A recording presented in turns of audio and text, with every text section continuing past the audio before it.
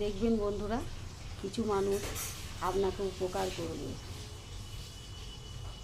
যতটা না উপকার করবে তার 4 ডবল আপনাকে অপমান করবে, অসম্মান করবে, অবহেলা করবে। নিজেদের করা উপকারগুলোর কড়ায় গণ্ডায় হিসাব রাখবে, কিন্তু অপরের করা উপকারগুলো গুলে মেরে দেবে, ভুলে মেরে দেবে। বুঝেছেন তো? কী বলবো বন্ধুরা, আর তারা এটা বোঝে না যে মানুষের ধৈর্যের একটা সীমা থাকে। হ্যাঁ, ধৈর্যের বাঁধ ভেঙে গেলে তখন মানুষ নীরব হয়ে যায়।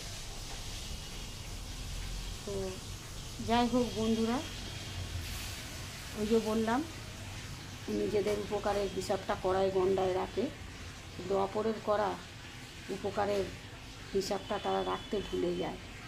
তখন বড্ড কাঁচা হয়ে যায় হিসাবে তারা, আর নিজেদের হিসাবে বড্ড পাকা হয়ে যায় তারা। বুঝেছেন তো? আর কি বলবো বন্ধুরা, সকলেই আপনারা ভালো থাকুন, সুস্থ থাকুন, অবশ্যই সাবধানে থাকুন। আর একটা জিনিস বন্ধুরা, আমি কোনো দিন গর্ব করে বলবো না বা বলিও নি যে আমার কাউকে দরকার পড়ে না বা আমি কারোর থেকে উপকার নিইনি। ঠিক আছে, আমি নিয়েছি, সকলের থেকেই উপকার নিয়েছি, আমার সকলকেই দরকার পড়েছে বা ভবিষ্যতেও হয়তো পড়তে পারে। কার দরজায় কাকে কখন গিয়ে দাঁড়াতে হয় বন্ধুরা, কেউ এটা বলতে পারে না। বুঝেছেন? একটা ধনী ব্যক্তিকেও কিন্তু হয়তো এমন একটা দরকার পড়লে একটা গরিব ভিখারি মানুষদের দরজায় এসে দাঁড়াতে হলো, তাই না?